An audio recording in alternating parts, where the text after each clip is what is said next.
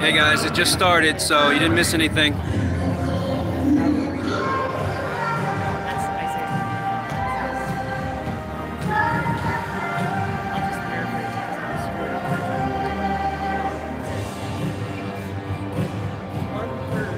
Can you guys hear okay?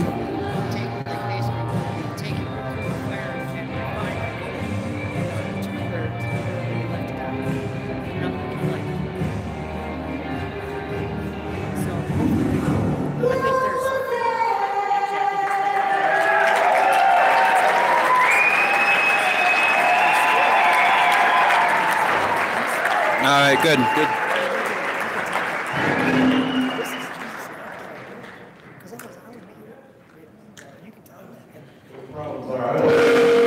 Oh! Sounds still good?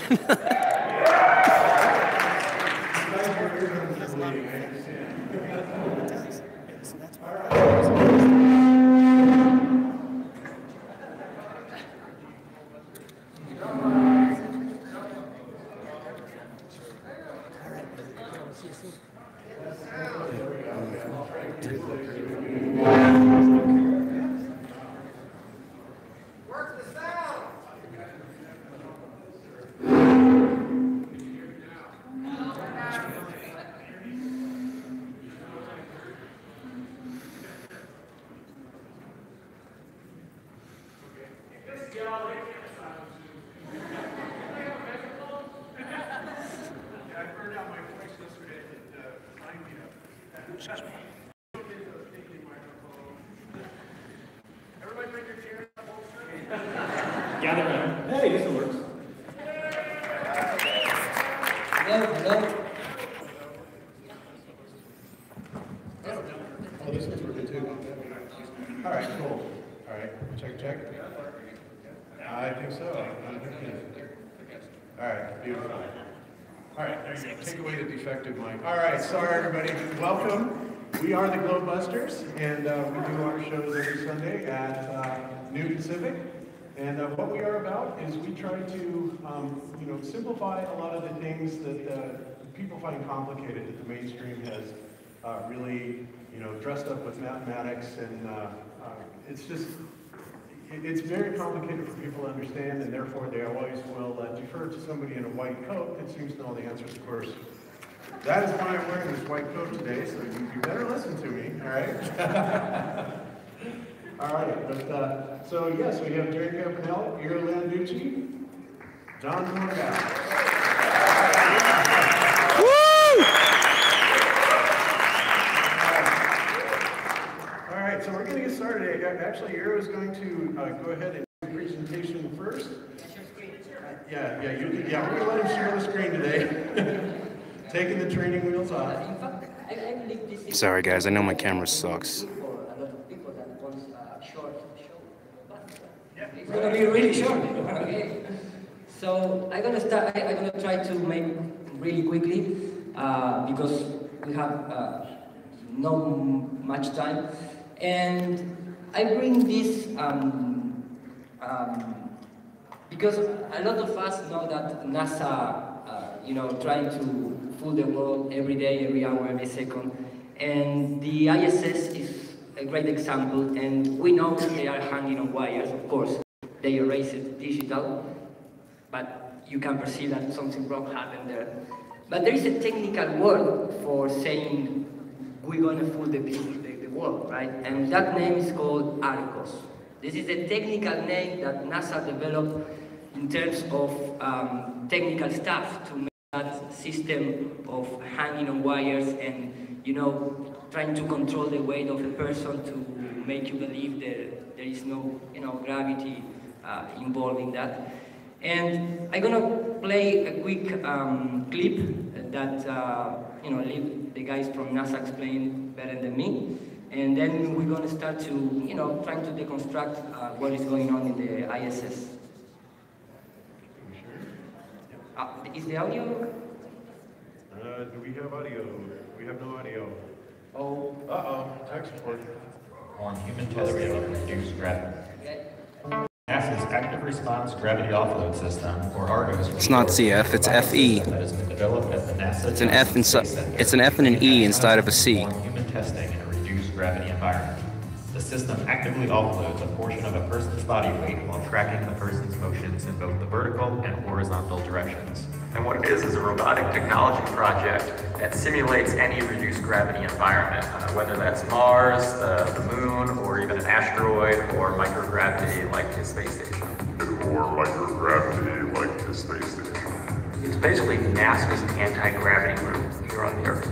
It's the only facility like it in the world, and we feel that it's the most advanced gravity offload system in the world. So here we see, you know, some behind the scenes. This is, you know, NASA proposed this system to rehabilitation, you know, people that maybe has struggled to walk again and things like that. And this is, you know, it's a system that you have a switch, you know, turning on, turning off, reset the motors to, you know, collect again the wires, things like that. And this is official system. Of course, maybe this is not exactly the same that they use in the ISS, but here you can clearly see active response gravity offload system. So that is why we see, you know, a few times the problem that the astronaut is like pulling, you know, like puppet. Yep. So in the official video of NASA is really because they ended the video with the phrase of Bernard von Braun, which is said it will free man from the remaining chains, the chains of gravity, which still tie him to the planet. But maybe when you start seeing what happened with Bernard von Braun experiments with the rocket, maybe I suggest that maybe NASA could, you know, change that little N and put the original and important message that Bernard von Braun gave us, and that is in the plaquette that I don't know which is the name in English. Here you can see even without hydrogen bombs in the high altitude, they can leave the planet. So a simple rocket, I don't believe that could be possible. So, you know, maybe instead that, maybe they need to put this kind of message, because the guy that's supposedly taken to the moon lived that in his dead grave. And he would certainly be in a position to know that. Exactly, and you know, maybe we are Atlantida, that kind of concept that, you know, we are surrounded with water above. Maybe it's just not Greek story, maybe it's our real world. So this is another coincidence. Argos for NASA is that, but also Argos is the Tomorrow, flat wrong debate is tomorrow. Exactly, you know, that kind of symbolic thing that NASA all the times did, and it's representing. It's the main event. And for me, for trying to tie up the presentation, this is one of the most iconic examples in terms of detecting this kind of system. This is an official... I'm not too sure. I'm trying to collapse that. Okay. Maybe like, I think like 7 mountain time, not sure. Page of the astronaut Thomas Pasquet, which trying to explain why in his patch used the word shenanigans, but you know, unfortunately he said that the rest is secret. So Honesty and advertising. yeah. So when he started trying to explain the things, he ended saying that, you know, the rest is secret, so nobody knows why they use that word. Of course we know that, because they are really explicit. So, you know, because we as a flat earth community make some, you know, really huge noise in the mass media, they start to, you know, start making excuses about the strange behavior in the supposedly microgravity environment. So there were quite a number of articles, people who theorized. So as far as, you know, some people believe that you're not really in space, you're just tranquilly in some sort of a hidden space on Earth. Yeah, it is. That you are 500 He shaved. I don't have the information to get into that. Well, it's hard to fight against that sort of conspiracy theory. But, you know, what you're controlling, you can see, for example, how is it that I can do, we cannot do this in a hangar on Earth, for example. There's no anti-gravity machinery on Earth. Obviously they can't do it. I mean, that's an improvement. It's such a unique, amazing experience. I think the fact that I took so many pictures up here is going to help me believe that I actually did it. You look like you're in a studio, maybe in Omaha, Nebraska or something. Here we can start seeing, everybody knows this Are you really in space still? but here you can start seeing quite strange things. Look, this guy, he's gonna, raise up the hand and push something out of the camera, and then you're gonna understand better. I don't know, we're gonna have to do something for you. Okay, this is the best they can do. And here, he comes to Oh yeah, I can do that. Watch this. Got him. Can everybody float around? And, Look at her. because there is no environment sound in live kind of Very video. exciting. So can you reassure us, that you really are in the space station, you're not suspended by hidden wires in a closet someplace? Maybe your hair alone kind of gives it. Thank you very much, Mark, for your looping. It is very helpful because my grandchildren, they always say they are not really in space. It's all organized in NASA Hollywood. Is there anything you can do to prove to us right now that you're actually in space? I mean, it's like So you can see all the time these guys need to justify. Mike Massimo, biggest astronaut schmuck in the world. You can't even have to warn the kids, don't try this at home. There's no way they could try that at home. So you can see the kind of professional guys we have, in the space, all the time trying to So in the last couple of seconds, you've done a great job describing astronaut tricks. Put them away. I'm going to go to the most important thing here, and this is the most important video, at least for me, to detect the system, because I don't know why the reporter asked to these 5 people, all in really small space, doing this somersault. So they are, like preparing that sham, so this guy is go away really him and Tim Peake too. Space, and the rest of the guys, they can do what they, used to do. That's certainly not. So you can start see how the arm of this guy is like tied up. Tucked into his side. Exactly. But the most important, as graceful as it could have been. That's why we usually hesitate to do those. The most important is the certainly fun Scott to do. Kelly behavior, because these guys start to trying to run around and keep the day jobs, guys, or night jobs on this mission. Okay. So here Scott Kelly is stuck. He cannot get back to the original position. And he, he has a smile face, but he's not comfortable.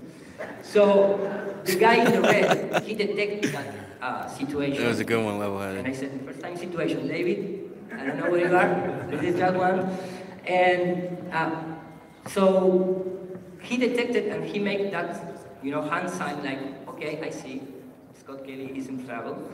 So he's gonna go out of the screen and he's gonna touch the button. But the problem here is that Scott Kelly, he doesn't turn off the mic. So you can clearly hear the system on the roof. That is the really fourth wall in this situation. It's not where is the camera, it's the roof. And you're gonna hear the song that reset the system, and you're gonna So see the roof was the fourth wall. Strange behavior in the clock of the guy. Like in TV sets.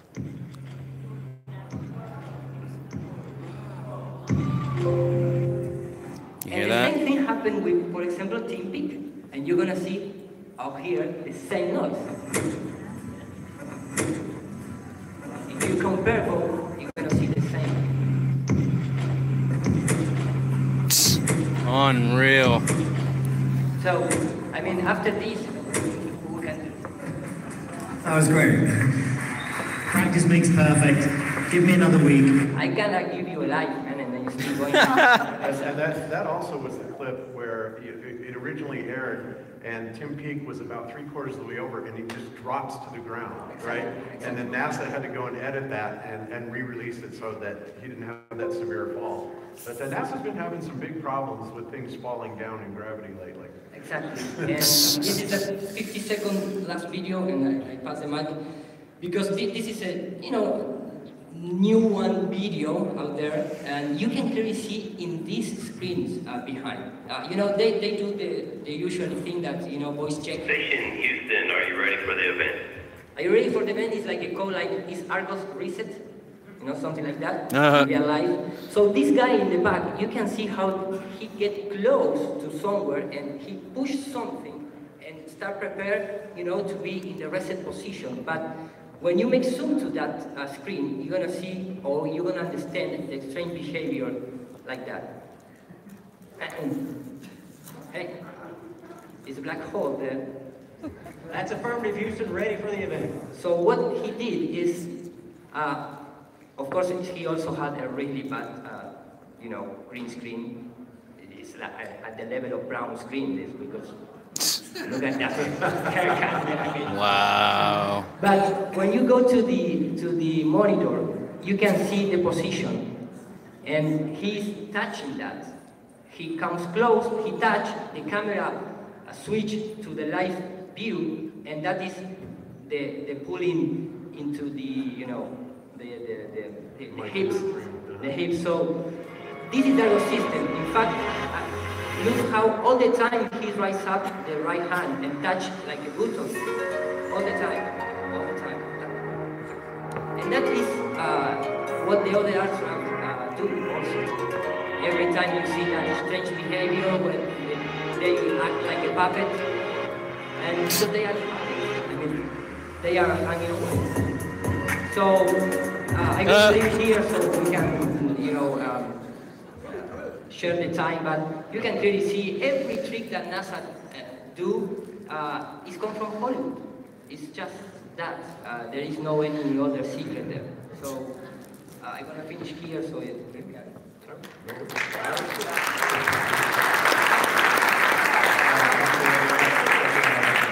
And you know what?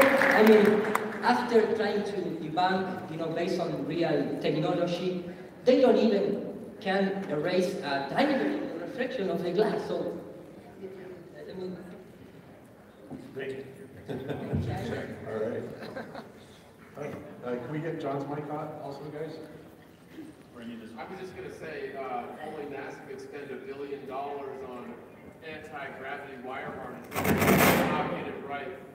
Here, John. No, I just said only NASA could spend $1 billion on anti-gravity wire harnesses and still not get it right. Yeah, because they have noise-free anti-gravity wire harnesses.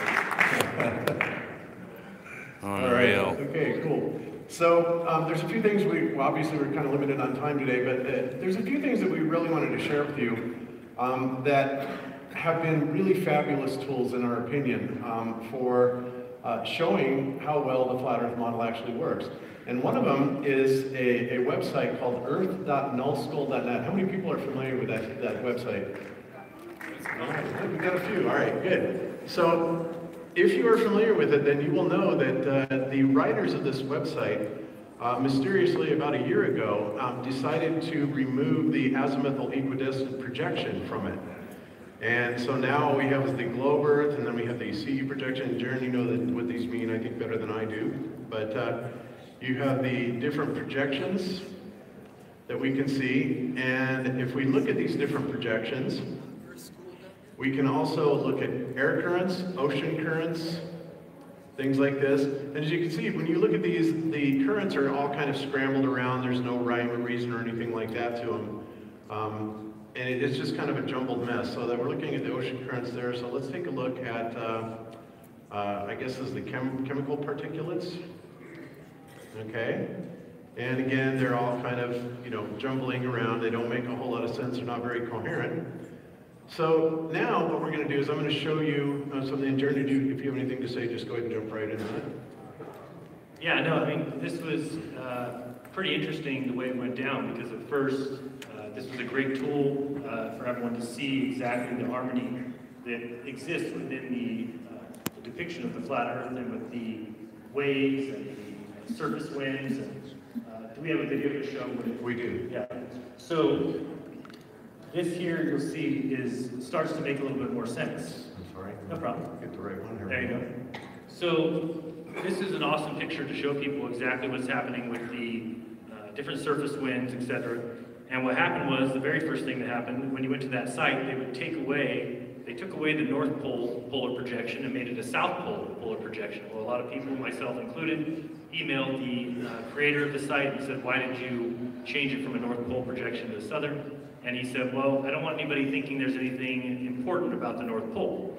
So I said, well, now people will think there's something important about the South Pole. So what difference does it make which one is on there when you get there? But that was fine. You could still just click a button and put it right back to the North Polar projection. The next thing that happened was you go to the site and you could no longer click the azimuthal equidistant map at all, but it still had a little AE at the bottom. But we emailed him and he said, oh, there's a bug in the system. Well, through some people who know computers really well, we were able to check the code. He said, no, there's no bug. He's removed it, he's turned it off. And within a week or two later after that, the AE map completely was removed.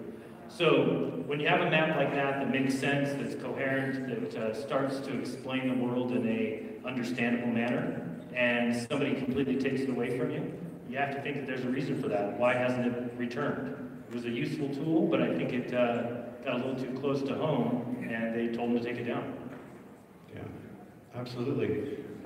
So, you know, that's one of the things, and again, they caught on to the fact that the flat earthers were, you know, looking at this and going, wow, this is absolutely amazing, because when you look at it, doesn't matter what you look at it under, whether you look at ocean currents, temperatures, air currents, particulates, whenever it is projected in the AE projection, there is a perfect linear flowing in circles, centric circles, that go perfectly around the Earth. I mean, there's absolutely no question about it. It makes perfect sense, as opposed to what we're looking at here, which is just a jumbled up mess. There's no rhyme or reason to it. And we know that this is nonsense because pilots actually fly, you know, using what's called winds aloft, and they're high altitude winds that propagate in different directions, that they will actually get in, and it gives them a tailwind, and so they can actually pick up a little bit of speed, or actually quite a bit of speed, because these winds aloft run up to, you know, 200-300 miles an hour, and even higher than that, and especially as you get out towards the outside of the, you know, like the Arctic region. So, you know, they didn't want us to control this. They could not allow this to go on, because people would look at this and say, wow, this just makes way too much sense, far better than anything on the globe. So this is something that we think is very important, and we do have people working right now to try and restore this map to us. One guy is named Tesla's Apple, and he's got his website up here. And let's see, is this it? Is that nullskull? No, here it is. Here's his. So here's Tesla's Apple, and he's got the AE projection, as you can see, put back on it, and of course you can also go back to the globe. But again, look at this. Does this make any sense? Absolutely not. But when you change this projection once again to the azimuthal equidistant, everything falls into place. Wow, look at that. Amazing. So that's why they took it away from us. All right. So any comments from you guys?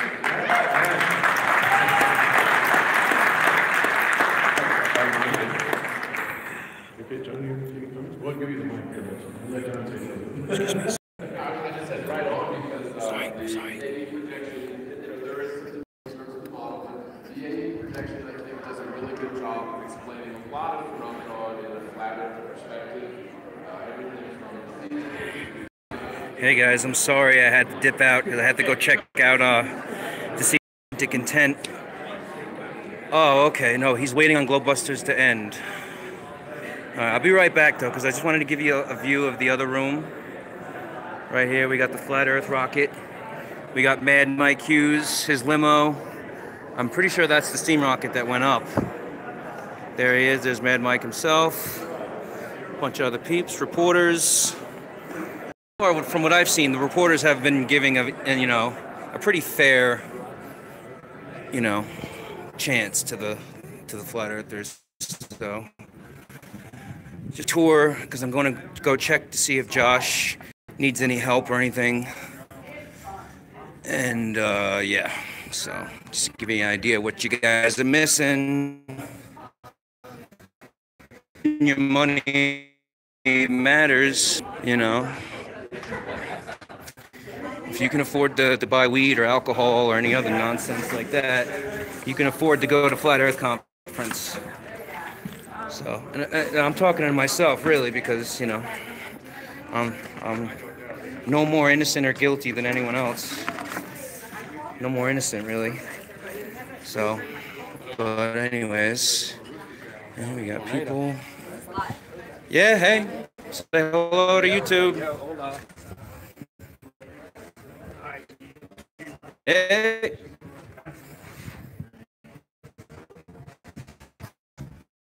Like I said, guys, we'll be right back at the Globebusters. Globebusters is going on right now. You got to check it out.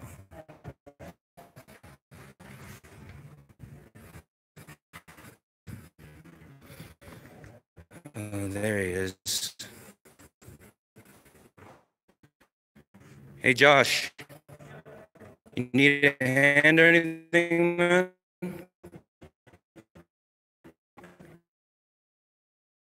I certainly, always hope that they bring new stuff to the table, so I'm sure it's not anything that people, have already heard. Yeah, yeah. But you want to give a quick shout out, your channel and everything? Hey guys, I'm Joshua Swift, Authentic Intent. I do street activism, so I'm gonna try to just encourage people and give people a different perspective, maybe even have you walk a couple miles in my shoes, what to expect, because you're not gonna have calm, cool, collective people out on the street, so. No, and if you've seen any of his videos, you know that's definitely for sure. But you do get a lot of encouraging people too. People that want, to know. Yep. So. There's more curiosity than there is just, vitriol. Yeah, absolutely. So guys, and myself included, don't be scared. Don't be scared up in her. Yeah, we just got to start getting out there, get some pamphlets, get some material. Oh, hey, do you think I could just leave this on the stage? Yeah, Or, is that cool? You can try to set it up to where it can spread out. Yeah. Hopefully. Might have to lean it against something. Here, you busy right now?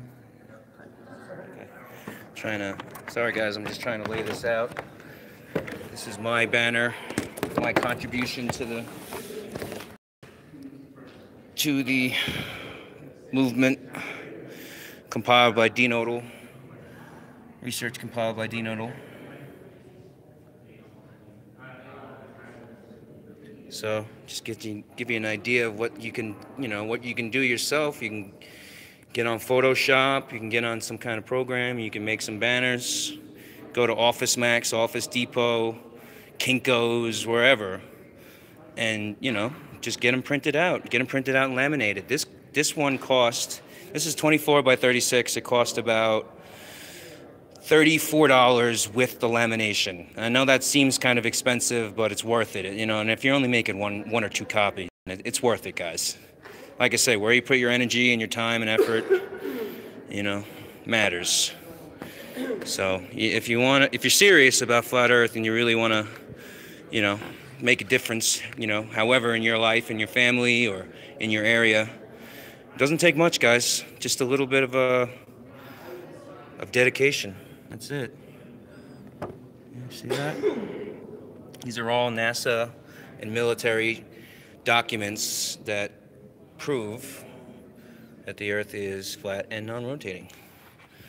So there's no. I'm gonna maybe see if I can weigh it down or something, maybe. Just hold on one second, guys.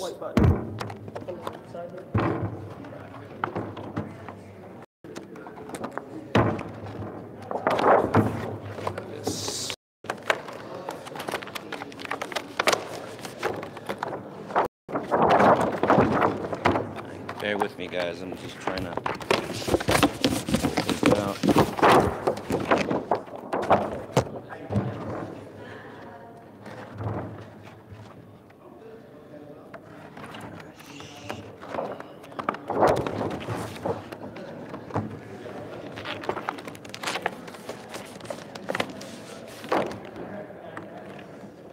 Alright, sorry, I probably losing all you guys, but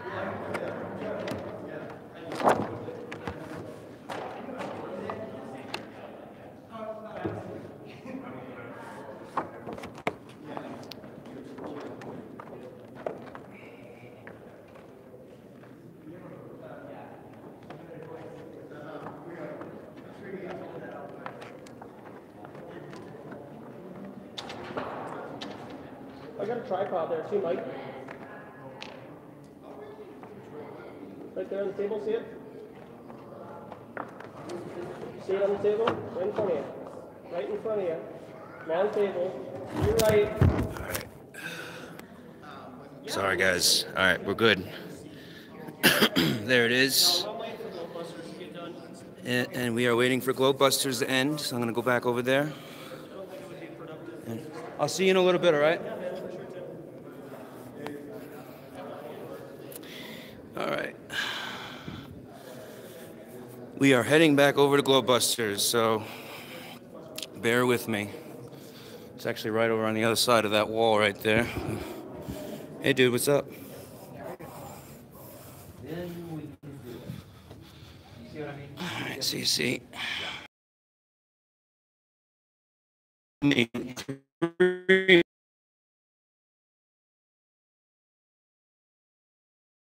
They're doing the workshop.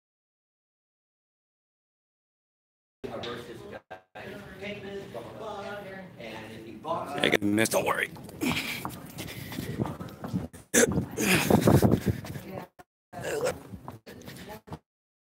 I'm going right back to Globebusters.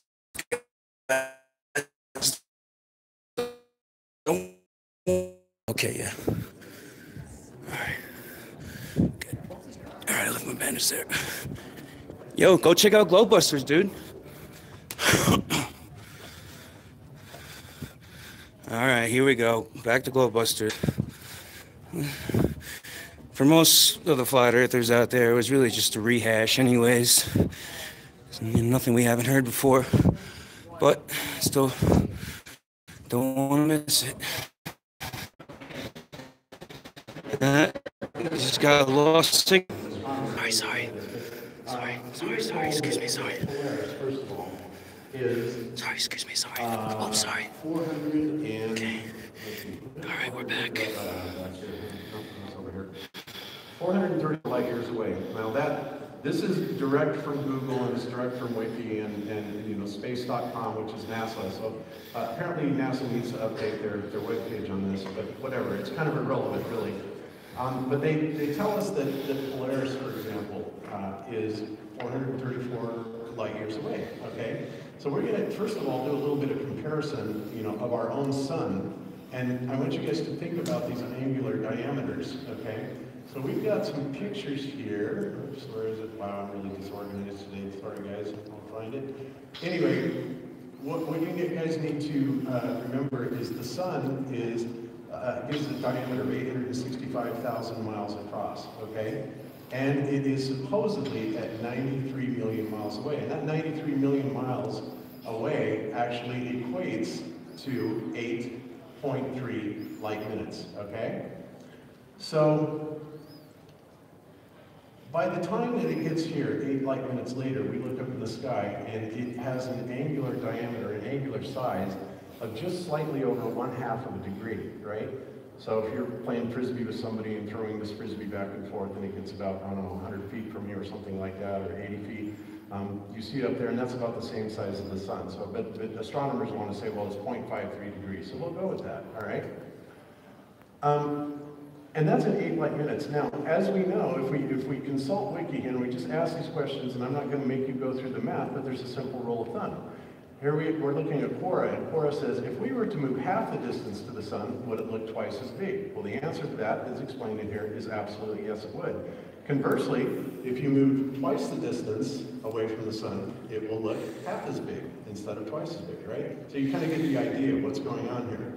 So think about the sun. If we take this from 8.3 light minutes and we double that distance, all right, and we're talking about a 1/2 degree of angular size. So we double that distance, now we're going to be at 186 million miles away, and that is now going to go down to about 1/4 of a degree, right?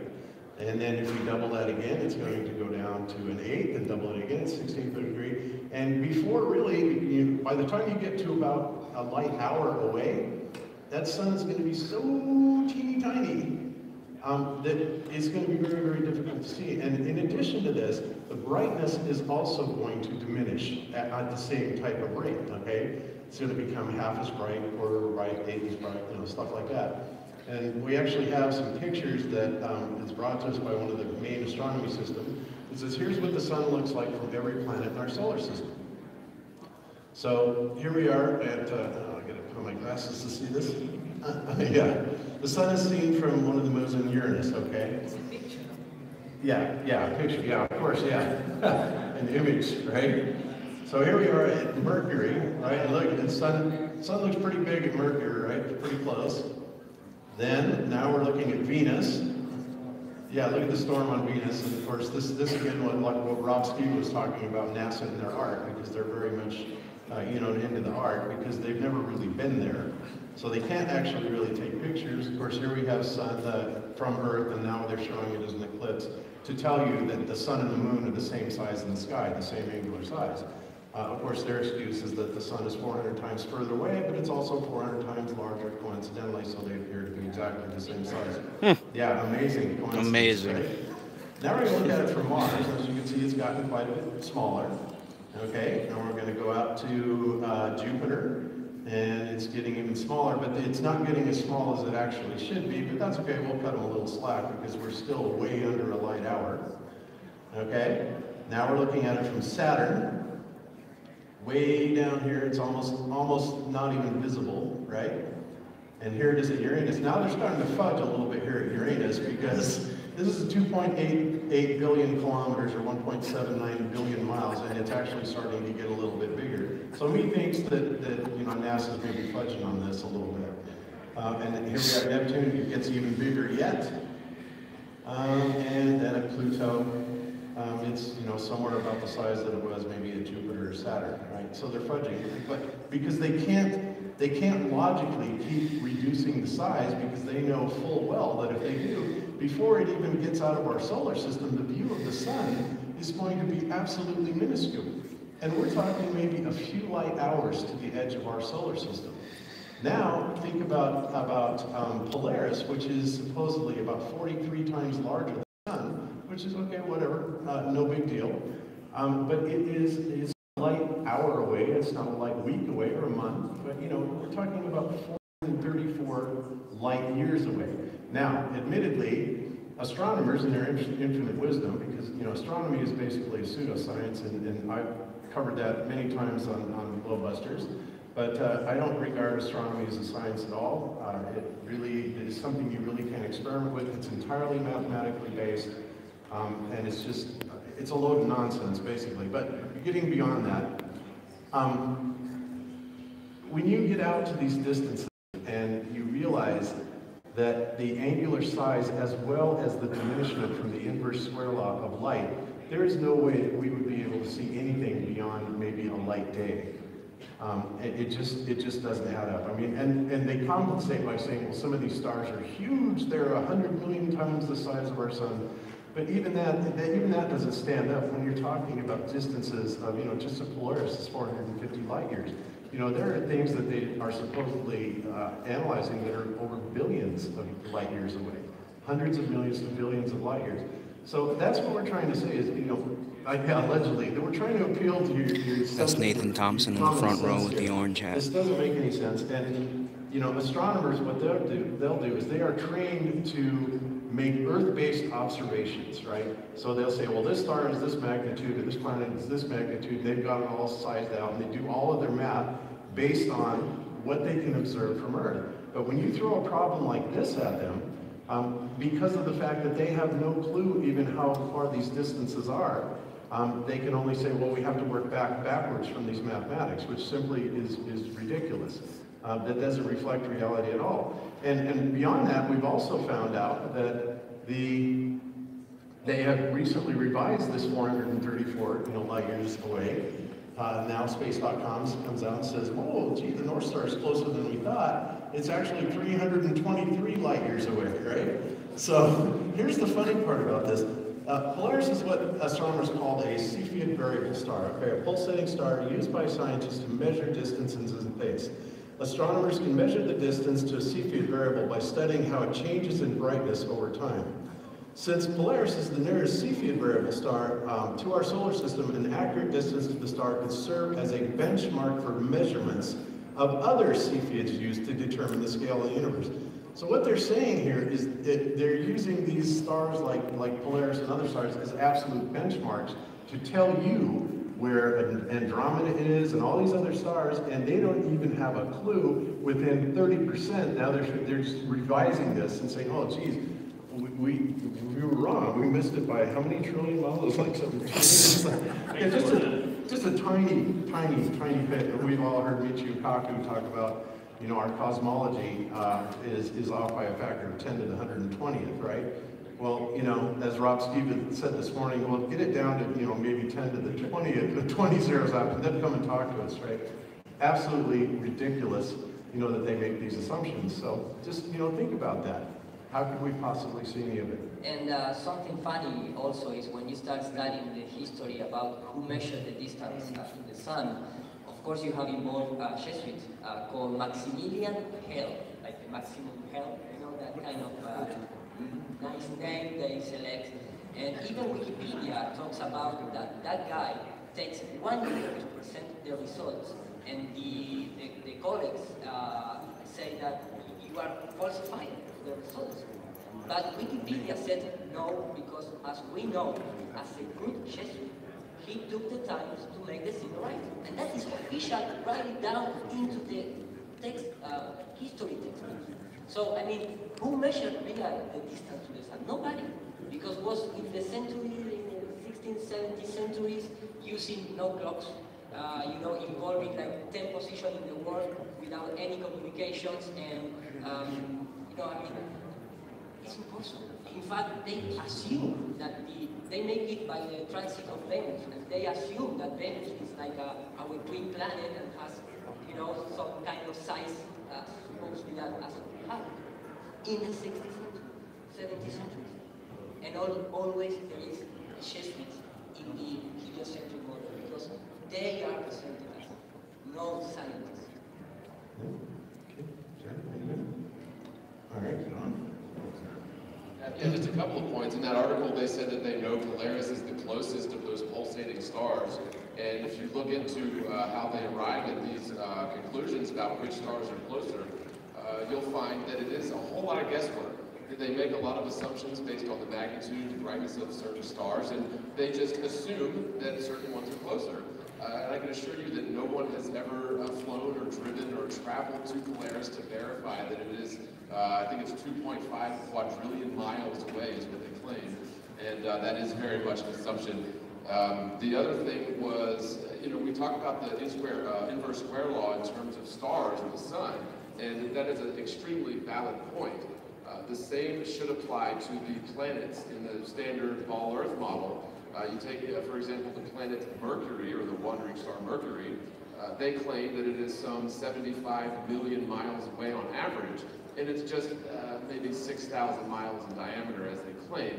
Now, if you believe that you can see a 6,000 mile diameter object from 75 million miles away on average, then, you know, I've got a bridge I'd love to sell you, because it would disappear to the naked eye, and yet we can see Mercury and all the other wandering stars with the naked eye, which is simply not possible according to the very values that are preached in the standard spherical Earth model. All right, so I'm going to have Jaron kind of go through this particular part. This is a presentation that he did on this video, and he just makes a really quick run through about the brightness and how it equates in lumens, and then we're going to make a little demonstration for you. Yeah, so the inverse square law that Bob talked about, and it is important, and it has been proven many times over that light intensity, radar, electric field propagation, sound, radiation, all follow this inverse square law. I'm sure I missed other things. But it states that and the fundamental reason for it is because it's geometric dilution, is what you would call it. Anything kind of fading out as you get closer, or I mean as you get further, or getting brighter as you get closer. So in this graphic here, I was just showing that if we assume that the moon is 100 lumens from Earth and it's 240,000 miles away, that each time we reduce our distance by half, we times the brightness by 4.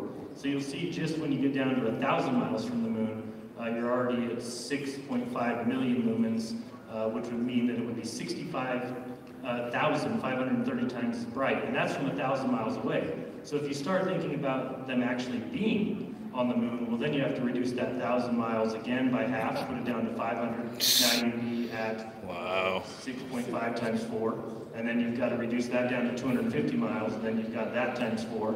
And before you know it, you're going to be in the billions of times as bright. So when you guys remember the people standing on the moon, was the surface of the moon 6 billion times as bright as we see it from Earth? And obviously not.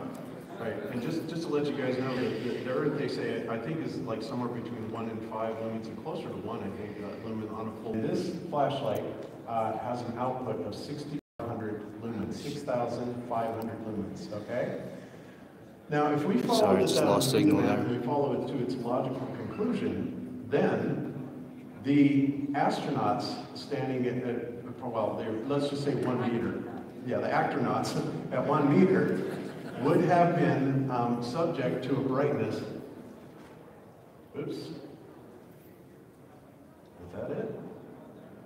There we go. 10 times brighter than this. All right? 10 times brighter than this. Yeah. At 1 meter, and that's if you're 1 meter away from this thing, right? In front of your face. I'm projecting this out over the audience. It's ridiculous. And yet, here's the actual picture from Apollo 17, yes? Taken from 800 miles away from the moon. Does that look even remotely like that could be true? Now, of course, a lot of people say, oh, they shut down the upstart. Hey, Michael Cleary. Welcome to the show. Yeah, right, whatever. But, you know, that's for you guys to determine. Another thing that a lot of people don't recognize that I think is important, and it's something that we need to harp on a little bit more. Everything follows the inverse square law. We just realized that, like propagation, radar, everything sound, right? So did you know that the curve calculator that we're being used, the amount of hidden feet when you're looking over a certain distance follows the inverse square law? So imagine that. So it's just the reduction of light. It's the delusion of what you're looking at is what they're calling curvature. So when you hear a lot of us say that they stole perspective and called it curvature, that's the absolute truth. Because if you take 30 miles distant, then there's something that's 600 feet is supposed to be hidden. Well, just double that distance to 60 miles, and all of a sudden it's times 4. 2,400 feet is hidden.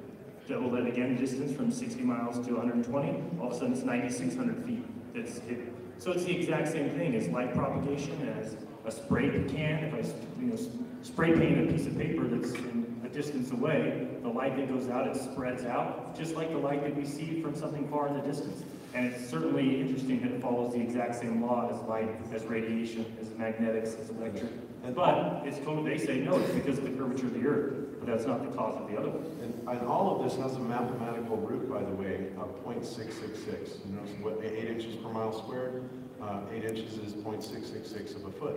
And that, you know, that's basically what our entire cosmology is built on. In addition to, it relates directly back to the specifications of the human eye. What we're seeing. And perspective, guys, has everything to do with what we see. And that's something that they really kind of want to shy away from in teaching us. And an easier way to look at it too is, you know, just like you said, 8 inches per mile. Well, we all know that 2 miles is what? 8 times 4, 32 inches. So if you want to know 4 miles, it would be 32 times 4. And it puts you at the one, whatever, that would be 28, which would be 10 feet, which is exactly what 4 miles is. So it's crazy that everything that we see follows this inverse square law, but they tell you there's a reason that they don't mention that when they're talking curvature, do they? They just tell you 8 inches per mile squared. That's how much things are hidden, when it's just the reverse of the inverse square law. All right, and finally to close out, as we are at the end of our time, I want to show you one thing. Of course, as Rob Steva pointed out, and you'll hear many other speakers talk about, you know, the 666 is embedded in everything. We see it in the Bible. It's literally everywhere in everything that NASA does, including in NASA's name itself, and I'm going to show you this. And I want to remind you that the Luciferian process is to flip things upside down and turn them around. So we're going to look at some numerology, and we're going to look at NASA to close out with this. So take a look at this. And lastly, if you're into gematria, you might want to take a look at the reverse ordinal system, which is simply A through Z, but the numbers go backwards. If you take the name National Aeronautics and Space Administration, go ahead and put a number to each of those, and when you do, and you add them all up, you get, surprise, 666. All right, guys. Damn, I ain't never heard that before. Thank you so much for joining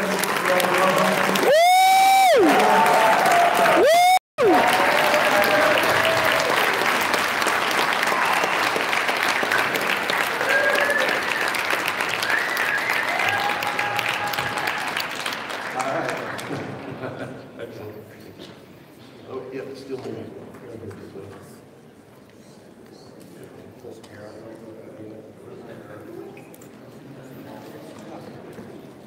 Okay, guys.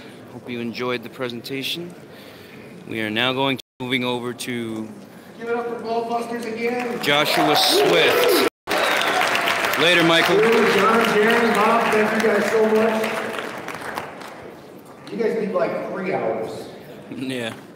Hey, real quick, we're gonna, you guys need 5 minutes to stand up and stretch a little bit? Or you guys wanna keep going? Keep on going. Now, I'm gonna let the room decide, seriously, because we're behind, so let me know. What do you wanna do? Go? You guys ready for Zen Garcia? All right. The question is Zen ready for you? And I think he is. Johnny, is Zen ready? As much as I love Zen, I gotta go support my boy Josh. All right, guys, as much as I love Zen Garcia, gotta go support my man Josh. He's putting in hard work, doing what he does. He's got a whole presentation ready.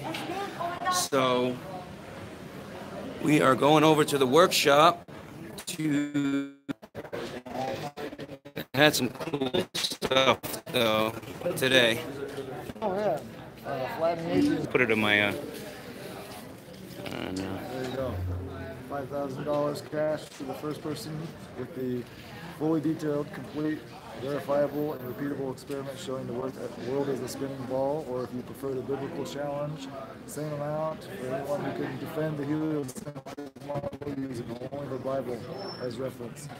Nice. And I get all the time, oh, man, you're so stupid. And I'm like, well, you know what's stupid? Throwing away $5,000 if I'm so stupid, I make a fool out of me. Amen, brother. I'll see you in there.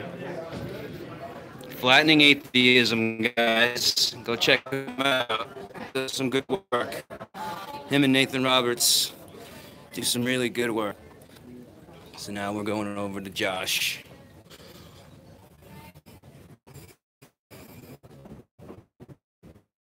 Quick.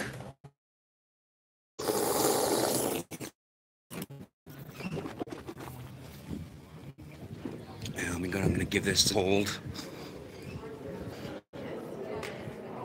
Hey, Tammy, Johnny, can you just hold this for a second? I just gotta use the bathroom real quick. I'm live on Facebook. You wanna give yourself a shout out? You wanna give yourself a shout out? I am holding the phone for a bathroom break. Okay. I mean, yeah, we use their phone stuff. Yeah. Yeah, I've seen ones that are really similar. The only difference is like the one has kind of like an AE map kind of design right there, where other thing, you know, that's usually the thing that changes, and most of the other stuff's the same. Yeah. If I sent like if I take you really do it from that, or Sure. Definitely, yeah. Hold this for a second. Height and Yeah, it's basically flat by design, Yeah. because it's flat by design. But it's flat and the height so that it's flat. Someone told us we should take that height. We go. We didn't read our life. It's a bit of a shambles right now. I wish we had. I think I'll just go to it and I'll bookmark the site so I don't forget. I think the first one that comes up is the Jack Daniels one. Is the Jack Daniels one?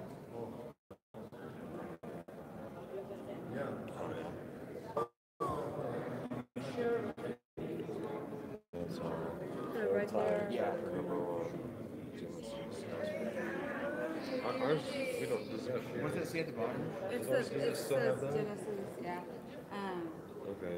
It So has a like quote from right Jacob. here, there's Yeah. much better account. Yeah. Yeah. You know.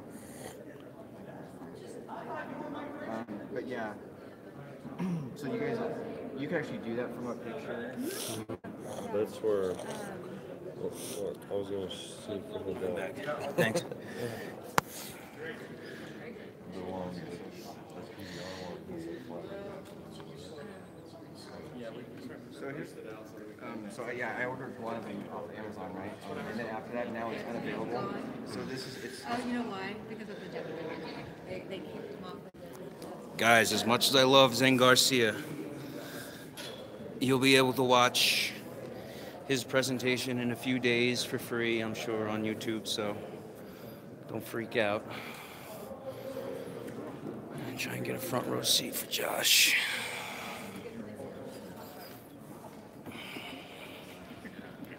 But he's 92 years old. He's just an old guy, just sitting in a wheel, in not a wheelchair, but in the recliner. And he just wasn't seeing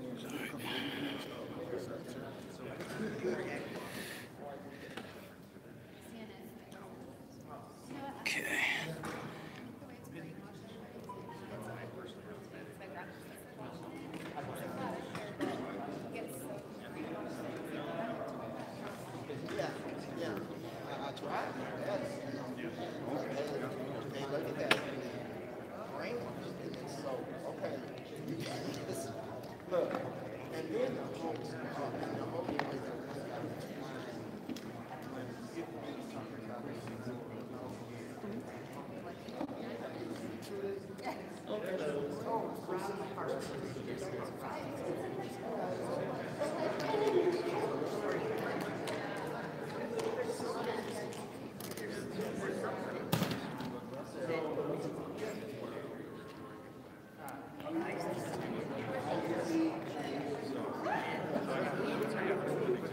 Okay, guys, this is the conference.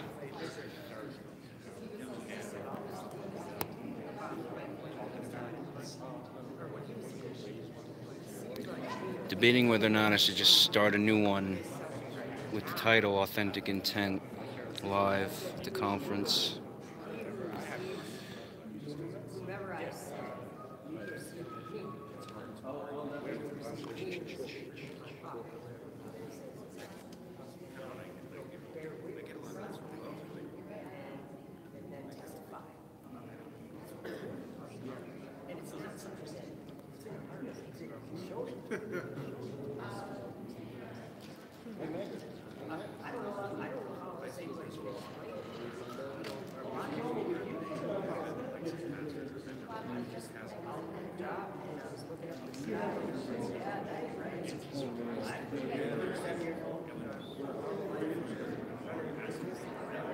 All right, if you're just joining, you just missed Globebusters. And they put on a good show, as usual. And now we are at the... I can't deal with that, man. I don't know how you do this. Authentic Intent, Joshua Swift, giving his presentation on activism.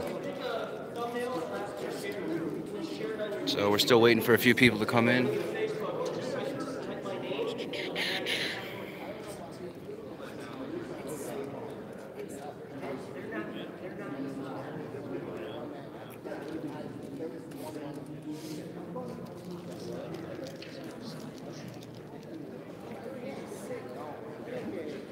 All right, guys, I'm gonna start a new live stream and rename it because this one's called Globebusters, and Globebusters is over. So we're gonna end this one and come right back. So be on the lookout. Mac!